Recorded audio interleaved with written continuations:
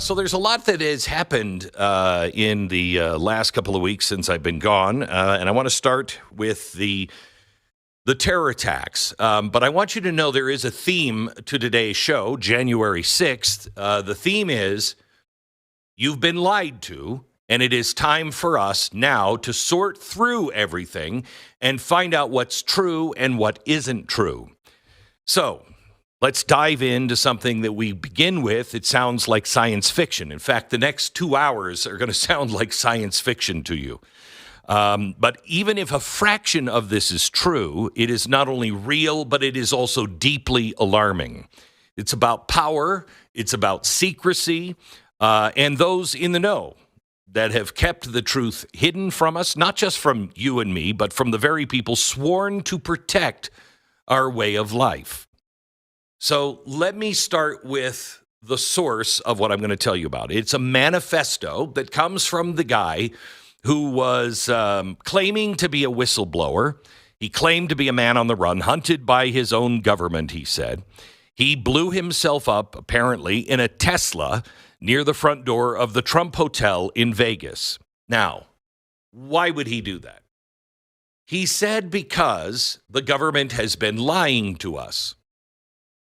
I'm not going to give you the guy's name because I don't want to make him famous. And we usually don't read manifestos on the air, and I'm going to give you the summary of it. But if any of this is true, it needs to be released. We need to stand up and say, we need to know the truth on this. Because if what he's saying is accurate, it changes everything.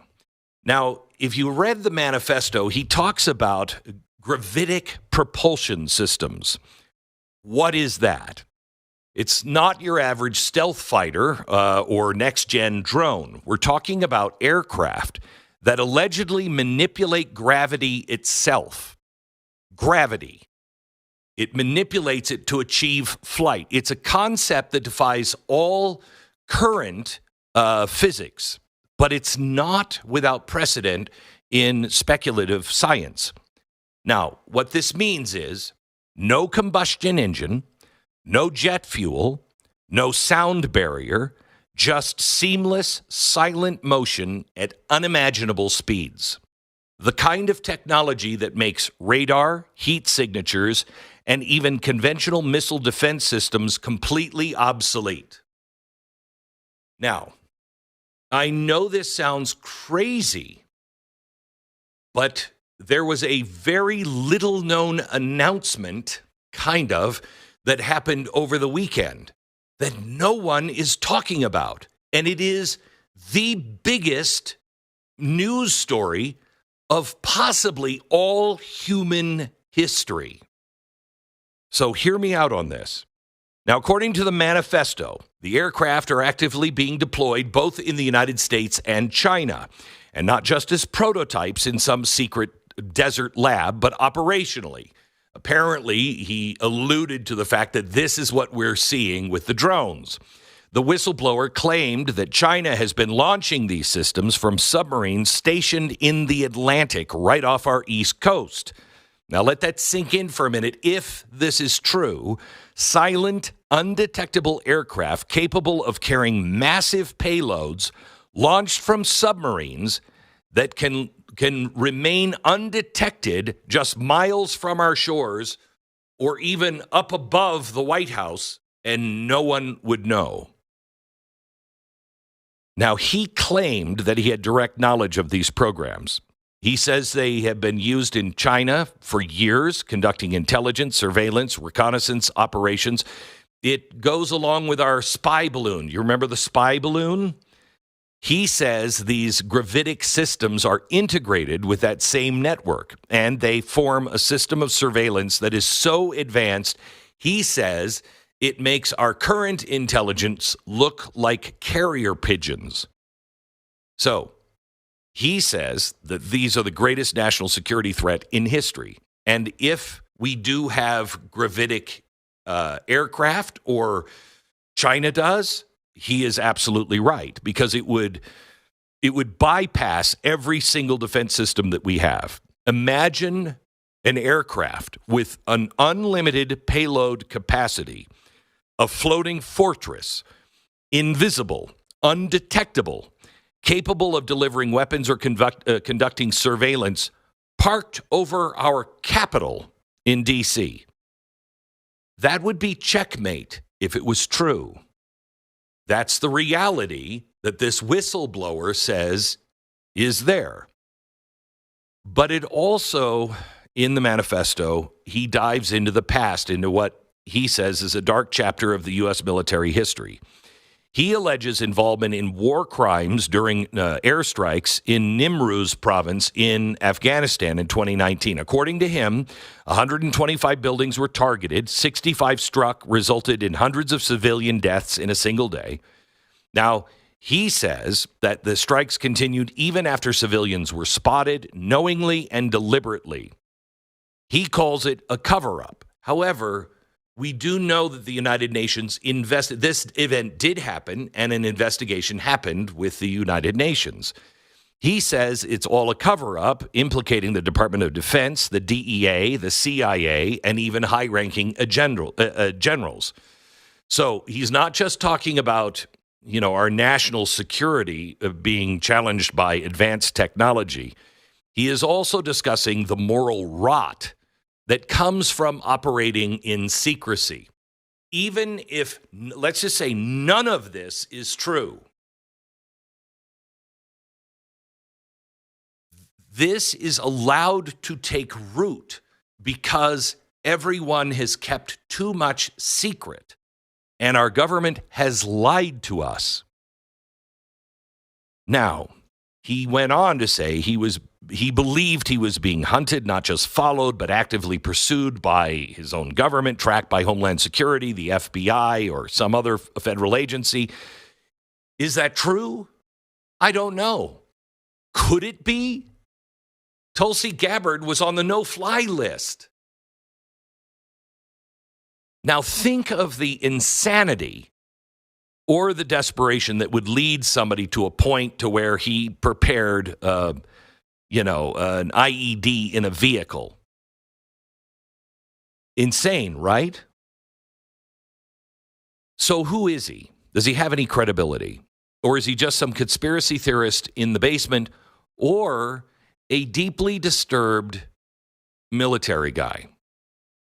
Well, he claims to have worked with high-ranking officials, including General Miller's staff. He even names specific operations and personnel. Those are easily verified. Now, if he's lying, it's a pretty detailed lie. If he's not, well, then are we in serious trouble? Now, my guess is he has multiple Valor Awards. So he was a special operations guy. If you have that many Valor Awards, you probably have TBI. You don't have to, but you probably had some traumatic brain injuries. We also don't still understand what Biden's disastrous Afghanistan screw-up has done mentally to our frontline war heroes. Many of them have been possibly permanently screwed up over all of this. He was being treated for PTSD. So we know that he had a mental issue of PTSD. That doesn't mean he doesn't have credibility. I know a lot of people who have PTSD. Here's the one thing we can take from this that we know for sure. Don't trust the government or the feds. Listen to the founding fathers. They didn't want you to trust the government or the feds. They wanted you to hold them accountable. Look what they've done to us. Our war fighters are hurting in this particular case. If you know one, reach out to them. But let's return here just for a second to the gravitic propulsion technology. If it's real and China is actively using it, we're not talking about a military advantage.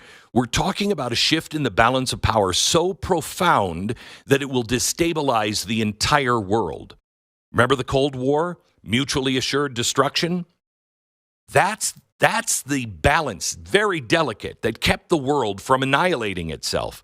This technology in the wrong hands, or even the right hands, obliterates the balance unless we have it as well. It introduces a new kind of stealth, warfare where speed, stealth, and payload capacity make any conventional deterrence absolutely worthless. Now, if China has this technology, should we have been told? Why haven't we been informed? Well, the whistleblower said that it's because the U.S. government has its own gravitic system and it doesn't want to admit it. So what was his message? His plea, which I don't ever go into manifests and uphold somebody, and I'm not upholding him and his message and saying that his message is true, except for this part. He was calling for transparency, demanding that the American people be told the truth about all of these programs and their implications. He said that secrecy only increases the risk of catastrophic conflict, one that could escalate into global war. I heard another one this weekend. Did you see that we were already sending war machinery over to Ukraine before Ukraine was invaded by Russia? Why didn't we know that? What was the real intent? What is the real intent there? So where does this leave us? Well, sunlight is the best disinfectant, and sunlight is coming with Donald Trump. If these technologies exist, if they're being deployed over our cities, we need to know it. Secrecy breeds corruption. Corruption leads to decisions that harm us all. This is nothing more than a wake-up call. It's a warning about the unchecked power, the risks of advanced technology, the moral cost of operating in the shadows. Whether you believe any of it or none of it, the core truth remains. We must demand accountability, transparency, and a return to the principles that made this country great. The stakes couldn't be higher. God intervened. I really, truly believe this in the last election. Now it's up to us. What are we going to do with the time that we've been given? This is the time to turn the corner and ask the hard questions and hold our leaders accountable. Let's pray that the whistleblower was wrong. But let's prepare to help this new Trump administration keep its promises. He's going to need us, very vocal, to demand answers. You want answers to this? You have to be vocal, you have to be serious, and we have to be heard. You want the truth on January 6th? The COVID virus, its cover-up, Fauci, the pharmaceutical companies, the food companies. You want trials and people who did criminal things to be tried fairly, and if they're found guilty, go to jail? How about the sex crime industry, the Diddy parties, Epstein? Do you want answers on that? These people are powerful. They are the most powerful people, perhaps in the history of all mankind. They're not going to go silently into the dark. They are not going to give up without a fight. We must all resolve today, on January 6, 25, that transparency is number one. Remember, Trump said they weren't trying to kill him because they were afraid of him. He told us over and over again, he was just in the way of them getting to us. They are afraid of us. That is the way the founders intended it to be. So now, beginning January 20th, it is our time to hold them accountable. Those we think are doing our bidding, they must know we will hold them accountable and we demand answers.